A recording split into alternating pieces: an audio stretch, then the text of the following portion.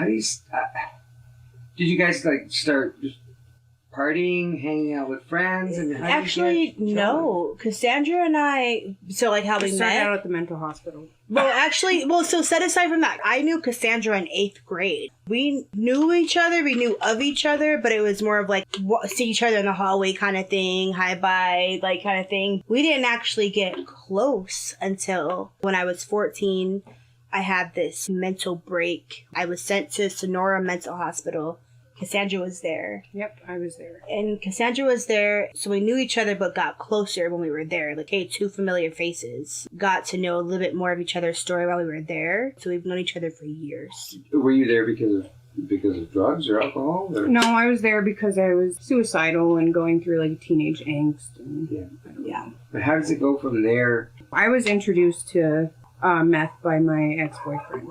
We were together for like a year, and then he started acting weird, and I found out that he was using meth, and he has been a meth user for years prior to that, but he was clean while I was with him. You know, he would disappear for like days at a time, and I thought it was me. I was like, what's wrong with me? He doesn't want to be around me. Was he acting weird when he was with you, or? Yeah, he was like hiding things, and I don't know, he was just...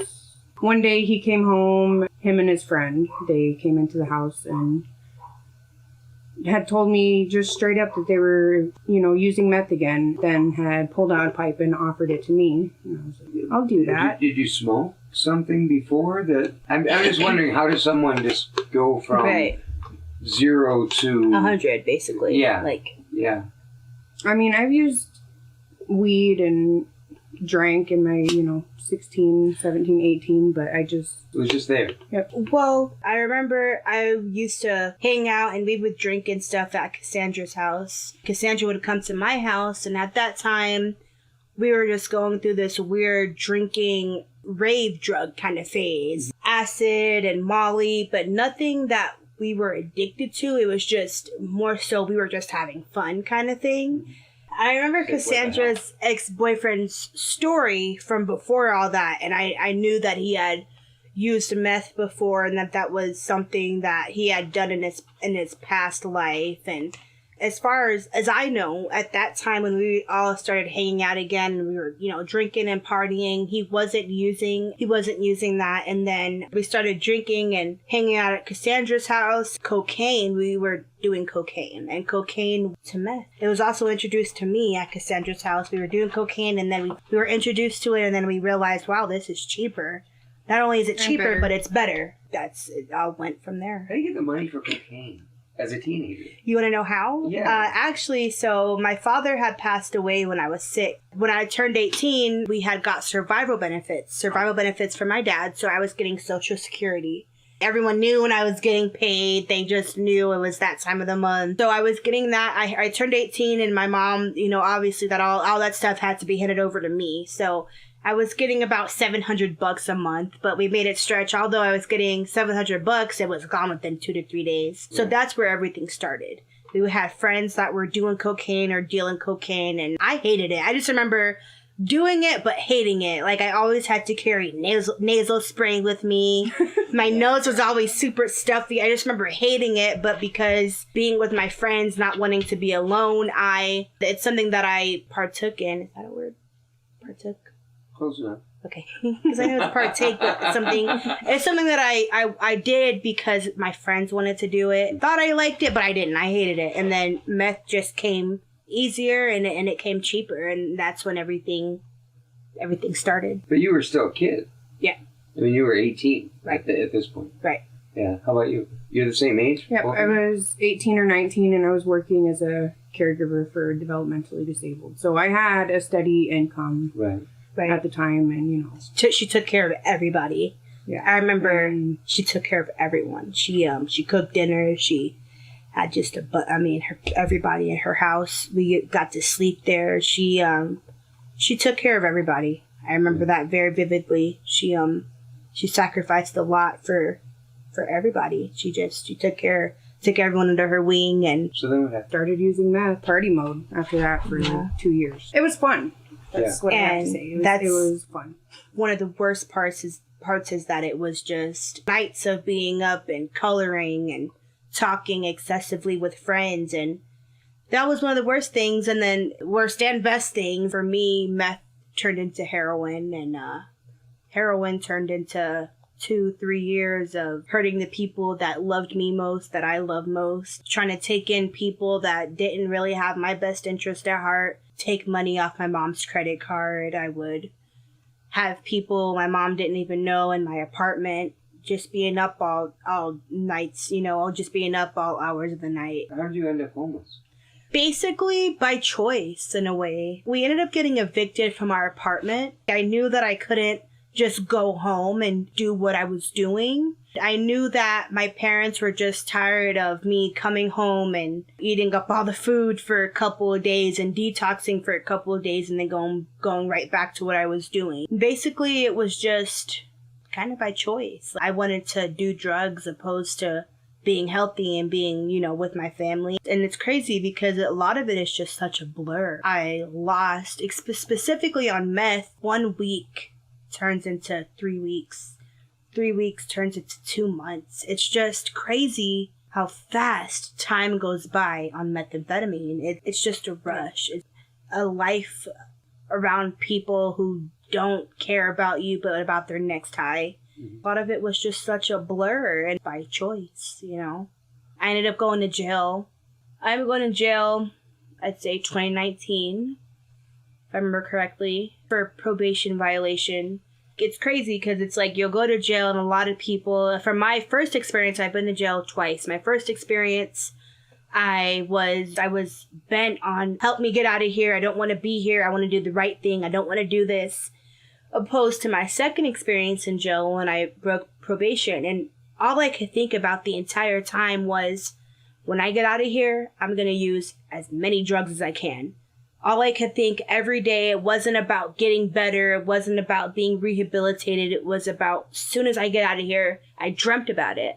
As soon as I get out of here, the first thing I'm going to do is go and just get very high. That's all I could think. I told my mom and whoever else otherwise, but I knew my intentions were as soon as I left that, set foot out that place, I was going to go get high. That's exactly what I did. Overdosed a week later. 6 days out of jail, ended up overdosing. Now, when you say overdose, you mean what? I mean, from the day that I got out of jail, this was the 6th day I had got out of jail, I was up for 6 days straight. I ended up doing some heroin, some meth. I ended up going to a friend's house on the south side, did some Xanax, smoked some weed.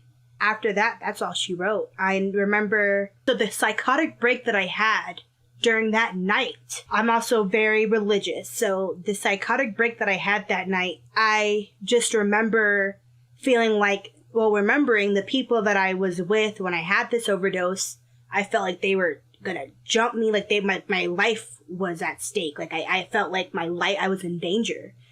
I felt like these people were gonna hurt me. So I remember feeling like also that I was in the rapture. For those who don't, know, I just felt like the world was coming to an end. I remember ending up at a Walgreens. The cops came. They asked me a bunch of questions and they're just like, ma'am, what drugs are you on? And all I said was, all of them. I remember saying, all of them? Yeah. No. Then they called my cousin and my cousin came to get me. And I just remember feeling just woozy, out of this world. I mean, I had been running for so long. Like I remember getting to this Walgreens, but I had ran. Mind you, I feel like I'm in the rapture. This was something that was real to me. I felt like I was in the rapture. I had just done that Xanax. I'm high off Xanax. I haven't slept in 6 days. Not only that, but I had just gotten out of jail. So for 60 days, I was sober. So I get out, I use these drugs like I had been using them before, yet my tolerance was just so low that it just took over my mind, my soul, my body, my spirit. Like, the cops I didn't even go to jail. They didn't take me to a psych ward. They didn't take me to jail. The cops, I remember this very vividly. At that time, the only number I could remember was my cousin. The police call my cousin, and these cops drive me to the closest Circle K to meet my cousin. She picks me up. Oh, wow. So they were trying really hard to give you a chance. They didn't take me to jail. They didn't take me to a psych ward. They told me to call who was closest to me. Yeah. Whatever number I could remember, I called my cousin. They drove me to the Circle K. I wasn't in handcuffs, nothing. I sat in the back of the cop car. They drove me to the Circle K. My cousin was there to meet me, and we were going to go home to my mom's. And then I have a feeling that I should go to the hospital. And it's crazy how that happens because you think the definition of overdose, but this was like, so she was like, let's just go to the hospital. I'm in the car with my cousin, whatever. Should we go to the hospital? And I felt something just sincerely wrong. And I don't know, at that moment had the Xanax kicked in opposed to, just being up for all this time with the heroin. It was just a bad mix. But I knew once I hit the weed that I hit when I was with them, I just went crazy. We're in the car. She drives me to the hospital. I'm pretty sure if I remember correctly, it was Northwest Hospital. The last thing I remember is going through those doors and just falling, my eyes closing and just falling, and my cousin screaming to help. That's the very last thing I remember. I wake up. I'm laying in a hospital bed. There's, all types of crap on me. Mm-hmm. And I remember them they wanted to take I remember coming in and out and them going to take my blood and me just freaking out. If anyone who knows me knows that I hate needles. I hate them. I hate them. I hate them. Even now, I'm 22 years old and I still, to this day, a doctor will ask to take my blood and I'm like, no, where's my mom? And so let my cousin tell it, I OD'd and I was in and out. So that's what happened. I remember having an intervention at my house with my dad. All my brothers were in the room and everyone was just like, so I remember actually leaving the hospital. No, I don't remember leaving the hospital, but I remember waking up on the couch in my mother's living room. I remember seeing a lot of familiar faces, obviously. And I remember some of my family actually being angry with me. Like how, in a sense, angry, you scared everyone. You've got to change. Something's got to change. Something's got to give. You scared. I've still got gauze and crap all over my arms. I remember my dad having an intervention, but I know I've talked a lot at this point, but these are the things that I remember. Yeah. From. But you didn't quit. Because I met you after this. Yeah. And after that still wasn't. And that's the power of addiction because, they say addiction is a disease. And even after that, all I could think was, I want to get, even in the intervention that my dad and my brothers had, I was just like, yeah, well, I'm going to go get high. And so when they talk about addiction being a disease, you can damn near lose your life and still be thinking, I want to go get high. It's crazy how it works. Yeah. No. Even after that, I didn't quit. I went back to it again. Very next day, actually. Yeah. Yeah. Well, where were you at in all this? So I was renting a 2-bedroom, 1-bathroom house, that Grace was talking about, and I would help everybody out and let them stay there. And I actually kept on top of my bills, and I had a car, and I was still using. But one day, I decided that I wasn't getting high enough from just using a pipe, so I had asked my boyfriend at the time, to let me try using an IV. That was the end of my livelihood, really. I lost my car, I lost my house, lost my job. I don't know, it's just two completely different things. Yeah. How long did that take? About a year. About a year from when I started using to when I started using a needle. About a month after that, I lost everything. So. Wow. Yeah.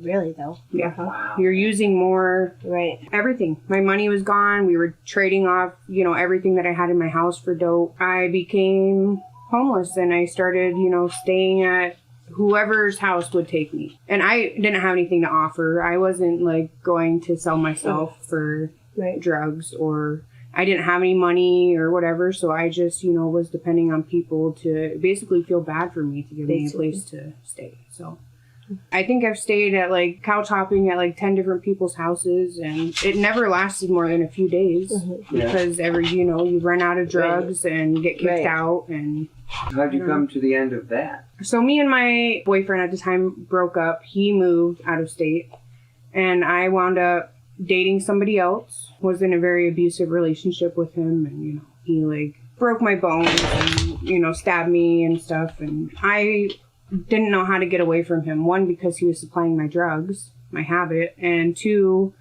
he was very manipulative, and I just wasn't strong enough at the time to get away from a situation like that. So I continued to stay with him, and I wound up moving to Reno with him, Reno, Nevada, to live with his family up there because his family here didn't want him around. And my family, I was not talking to them or anything because they knew what I was doing and they didn't want any. So we moved up to Reno, Nevada, and things just started to get worse. And, you know, we're homeless up there because his family kicked us out because we're using drugs. And I just remember him, like, you know, abusing me and raping me. And one day we were at the park there in Reno, and it's just weird. So some, you know, guy rides up to us on his bicycle and he says, "Congratulations on the pregnancy."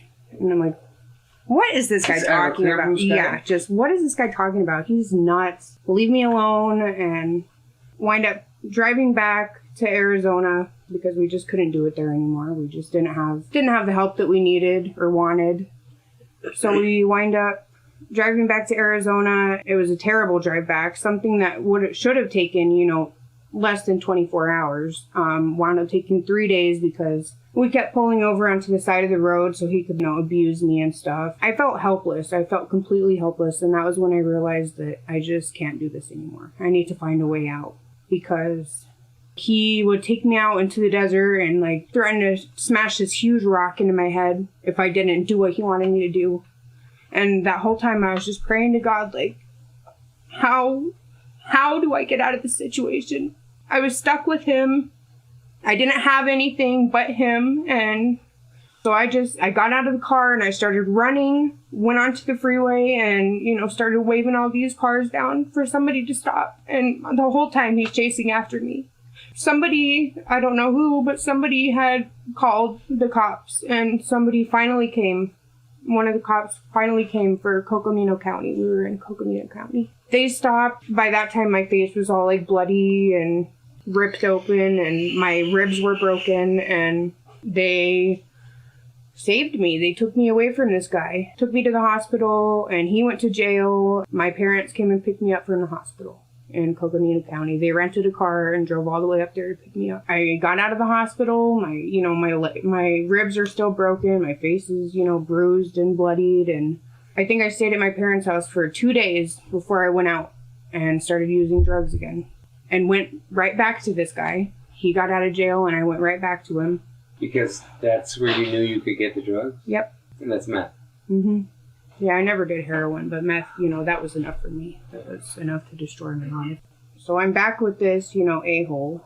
I just remember getting picked up by the cops because I had a warrant. I had a warrant and I went to jail. I was demanding a pregnancy test so they could, like, treat me better because they were just treating me like shit. So I was like, you know, if I tell them that I'm pregnant, they might, you know, give me a cot to lay on or something. I don't know. A blanket. I don't know. Right.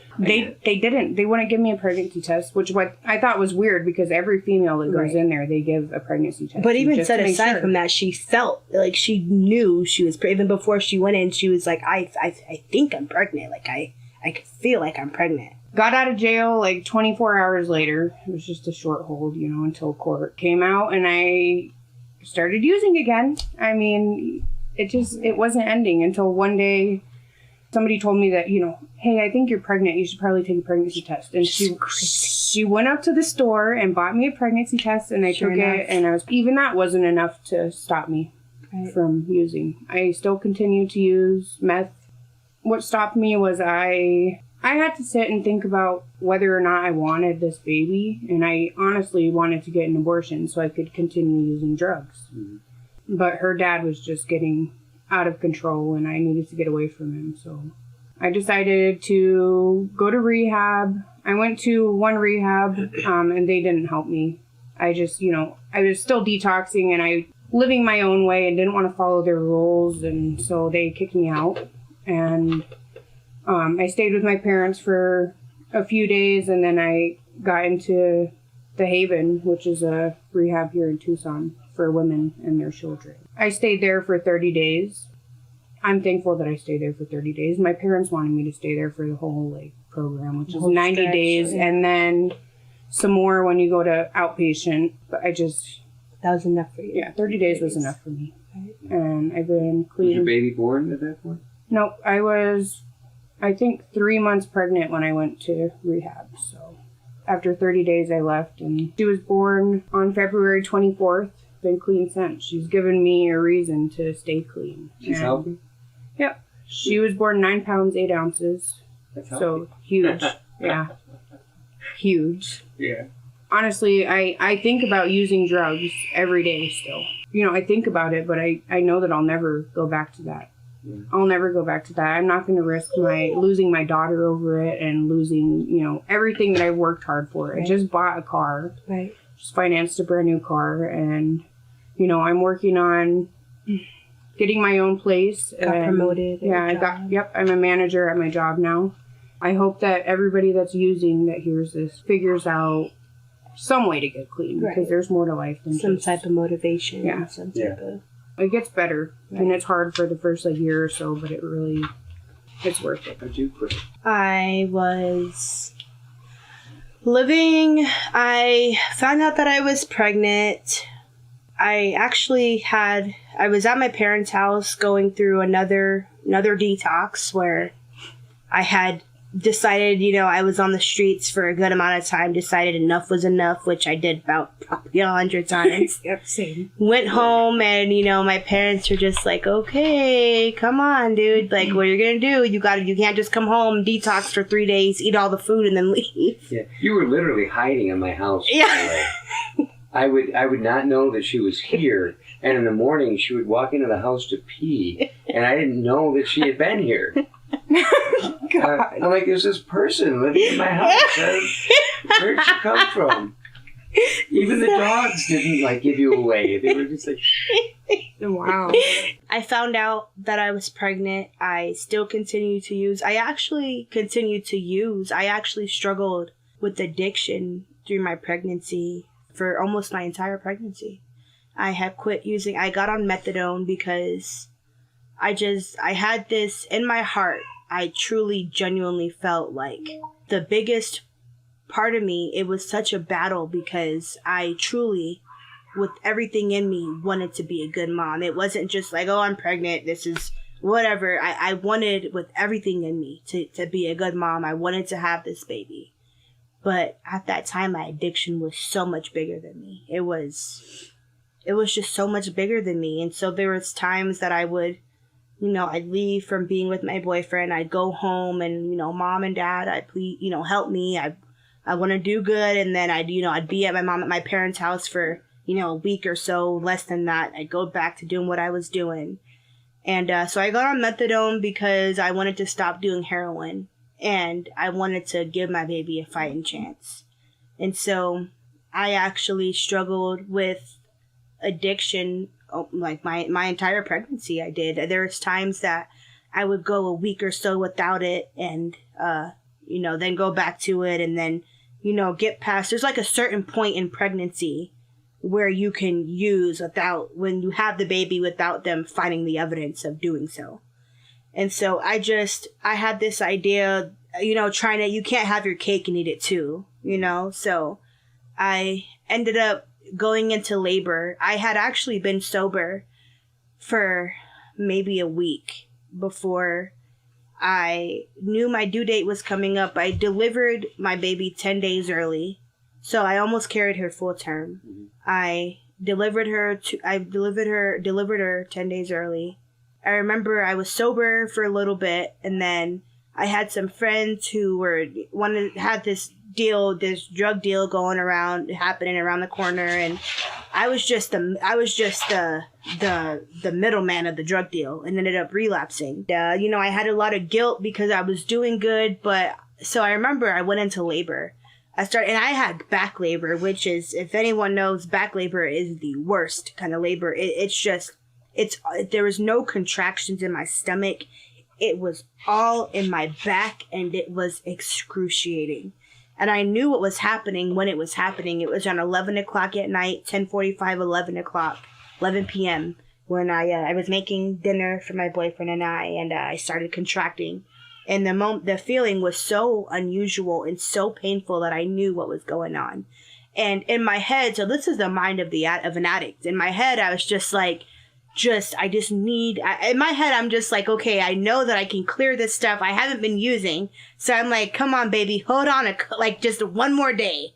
Because I'm thinking like, you hold on one more day, I can clear this stuff out of my system and I can deliver this baby and not get her taken from me. Like, this is what I'm thinking. This is what is making sense in my head. Just hold on, baby. But I couldn't take it. I couldn't take it. It was excruciating. Like, and I remember getting to the hospital. I remember the ambulance coming. I remember getting to the hospital and the nurse just wanted me to pee in that cup. Just so I can get an epidural for the life of me. Pee in the cup. I want to stop. I want the pain. I want you to stop the pain. I want the pain to stop. Yeah. Just pee in the cup, and then I can see what's going on. I can get you the epidural. It took me a long time to pee in that cup because I didn't want them to see what was in that pee. Yeah. I knew that from the moment I peed in that cup, that's when everything was going to start. Sure. And so, obviously I did. You know, I delivered a perfect baby. I remember hearing her cry, and I remember pushing her out, and I remember hearing her cry. I remember hearing her cry and thinking like it was so surreal. Like, I just remember that cry, like she was perfect. I didn't even have to see her to know she was perfect, but her cry, everything about her was perfect. I had an entire support system there. I had my whole family there. I had everybody that meant everything to me was there. I had a great delivery team.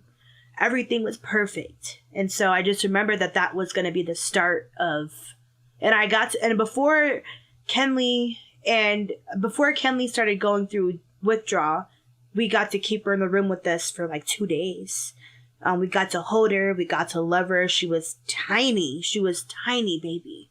5 pounds, 8 ounces. She was tiny. She was perfect. And I just remember having her in that room with us for 2 days before it was time for, you know, everything stopped. She ended up having to go to the NICU. But so basically for me, on the other hand, I had the drive to get sober, but it wasn't until I pushed that baby out. After that baby came out of me is when my life, everything, the world stopped.